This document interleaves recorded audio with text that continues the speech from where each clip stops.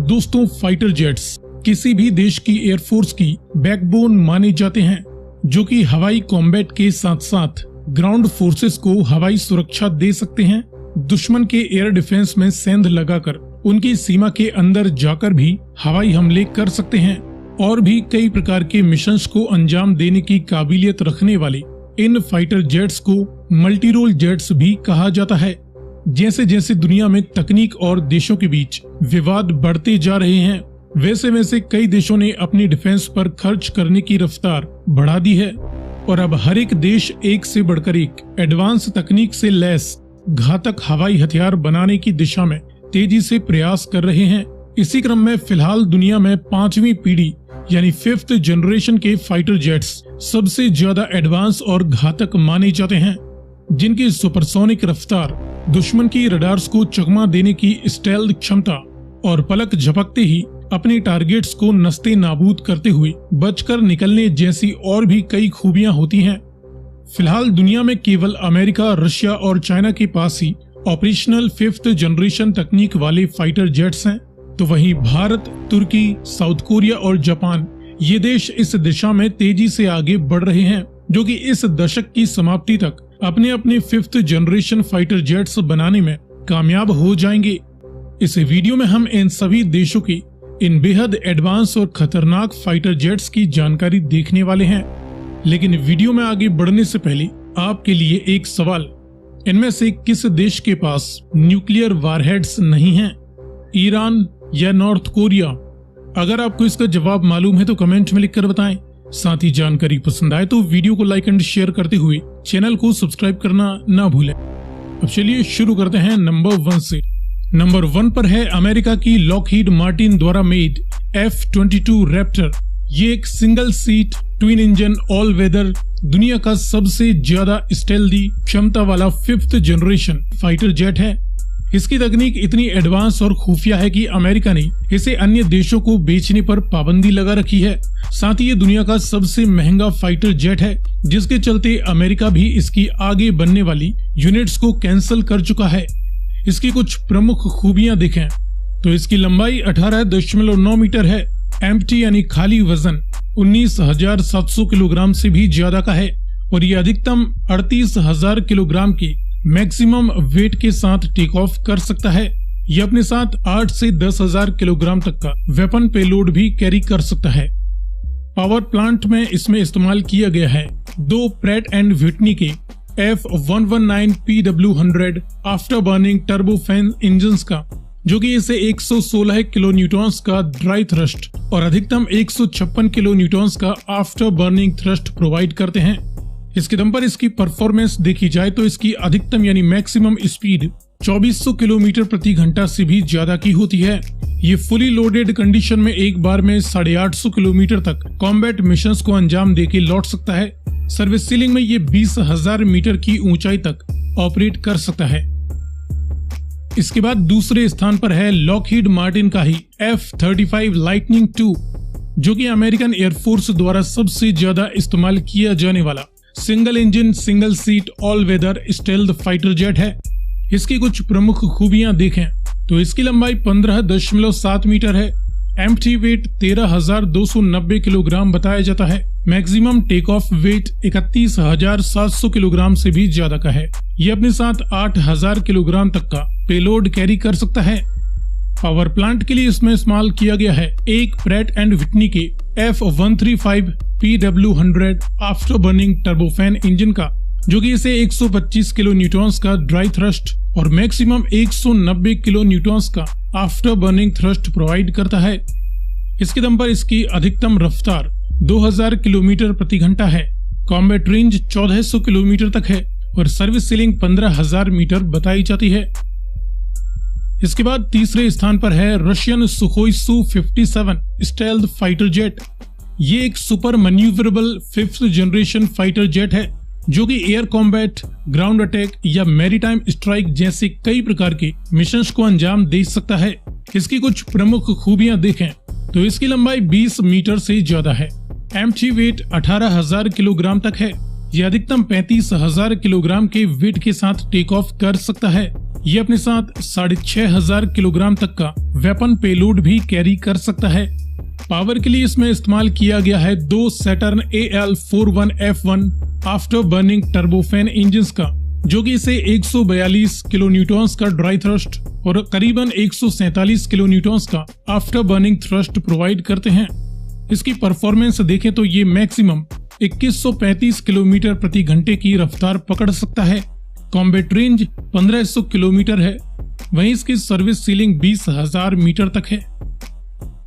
इसके बाद चौथे स्थान पर है पीपल्स रिपब्लिक ऑफ चाइना की चेंगडू एरोस्पेस कॉरपोरेशन का J-20 माइटी ड्रैगन। ये एक single seat twin engine all weather stealth multi role jet है, जो कि एयर सुपीरियोरिटी और प्रेसिजन स्ट्राइक जैसे मिशंस को अंजाम दे सकता है। इसकी कुछ प्रमुख खूबियां देखें तो इसकी लंबाई 21 मीटर से भी ज्यादा है। एम्प्टी वेट 17,000 किलोग्राम तक है। Maximum take off weight 37,000 kilogram बताया जाता है। ये अपने साथ अधिकतम 11,000 किलोग्राम तक का वेपन पेलोड भी कैरी कर सकता है। पावर के लिए इसमें इस्तेमाल किए गए हैं 2 Shenyang WS-10C after burning turbofans engines का, जो कि इसे 86 किलो न्यूटन्स का ड्राई थ्रस्ट और अधिकतम 142 किलो न्यूटन्स का आफ्टर बर्निंग थ्रस्ट प्रोवाइड करते हैं। इसकी परफॉर्मेंस देखें तो इसकी अधिकतम रफ्तार 2460 किलोमीटर प्रति घंटा बताई जाती है। कॉम्बैट रेंज 2000 किलोमीटर तक है। इसकी सर्विस सीलिंग 20,000 मीटर तक बताई जाती है। दोस्तों फिलहाल F-22, F-35, Su-57 और J-20 ये चारों ही operational 5th generation stealth fighter jets हैं। इनके अलावा बाकी जेट्स डेवलपमेंट में हैं, जिसमें नंबर 5 पर है भारतीय एरोनॉटिकल डेवलपमेंट एजेंसी व DRDO द्वारा विकसित किया जाने वाला एडवांस मीडियम कॉम्बैट एयरक्राफ्ट। ये एक 5th जनरेशन स्टेल्थ तकनीक से युक्त single seat twin engine multi role jet होगा। तेजस के निर्माता हिंदुस्तान एरोनॉटिक्स लिमिटेड द्वारा ही इसका निर्माण किया जाएगा और ये साल 2024 में अपना पहला प्रोटोटाइप बनाकर तैयार करने वाले हैं। इसकी कुछ संभावित खूबियां देखें तो इसकी लंबाई 17.6 मीटर होगी। एम्प्टी वेट 12,000 किलोग्राम होगा। Maximum take off weight 25,000 kilogram तक होगा। ये अपने साथ 6,500 किलोग्राम तक का वेपन पेलोड कैरी कर पाएगा। पावर के लिए इसमें इस्तेमाल किया जाएगा 2 मॉडिफाइड जनरल इलेक्ट्रिक के F414 आफ्टर बर्निंग टर्बोफैन्स इंजन का, जो कि इसे 58 किलो न्यूटन्स का ड्राई थ्रस्ट और 98 किलो न्यूटन्स का आफ्टर बर्निंग थ्रस्ट प्रोवाइड करेंगे। हालांकि इनके थ्रस्ट की क्षमता आगे काफी ज्यादा बढ़ाई जाने वाली है। इसकी संभावित परफॉर्मेंस देखें तो ये मैक्सिमम 2600 किलोमीटर प्रति घंटे की रफ्तार से उड़ पाएगा। कॉम्बैट रेंज इसकी 1620 किलोमीटर तक होगी। वहीं ये 20,000 मीटर की मैक्सिमम ऊंचाई तक ऑपरेट कर पाएगा। ये साल 2032 तक ही इंडियन एयरफोर्स को मिलेगा, इसलिए इसे केवल 5th नहीं बल्कि 5.5 या करीबन 6th जनरेशन तकनीक से भी लैस किया जा सकता है। इसके बाद नंबर 6 पर है रशिया का upcoming Sukhoi Su-75 Checkmate light stealth multi role jet. ये एक सिंगल इंजन फाइटर जेट होगा जिसे रशिया मेनली एक्सपोर्ट करने के लिए तैयार कर रहा है। इसकी कुछ संभावित खूबियां देखें तो इसकी लंबाई 17.5 मीटर होगी। इसके एम्प्टी वेट की जानकारी फिलहाल पब्लिकली अवेलेबल नहीं है, लेकिन इसका maximum take off weight 20,000 kilogram तक बताया जा रहा है। यह अधिकतम 7,500 किलोग्राम तक का वेपन पेलोड कैरी कर पाएगा। इसकी परफॉर्मेंस की बात करें तो इसकी अधिकतम रफ्तार 2200 किलोमीटर प्रति घंटा बताई जा रही है। कॉम्बैट रेंज 1500 किलोमीटर तक होगी।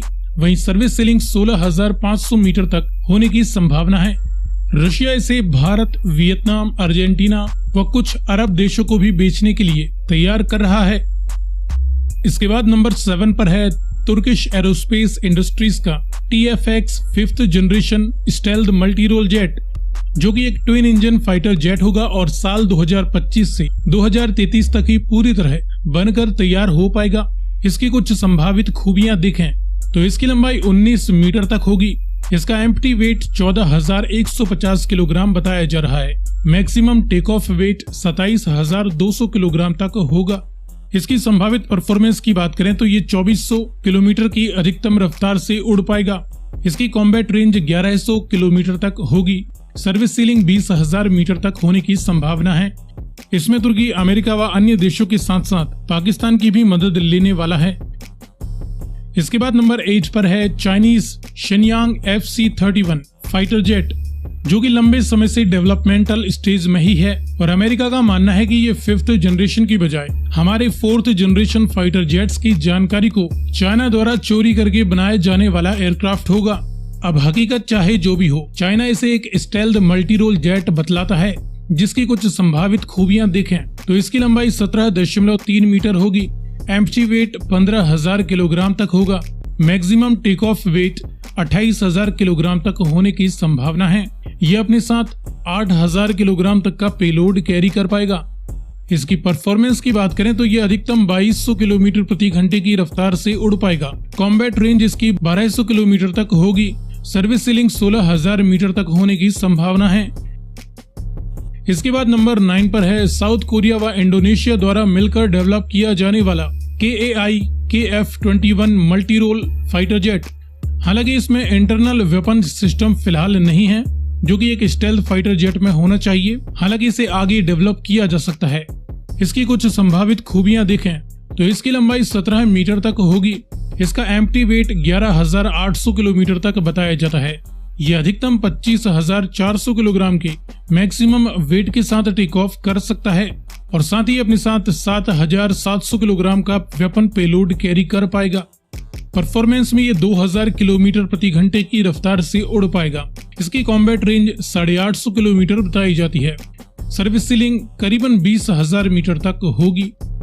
दोस्तों, फिलहाल ये 9 ही confirmed 5th generation stealth aircrafts हैं व आगे होंगे।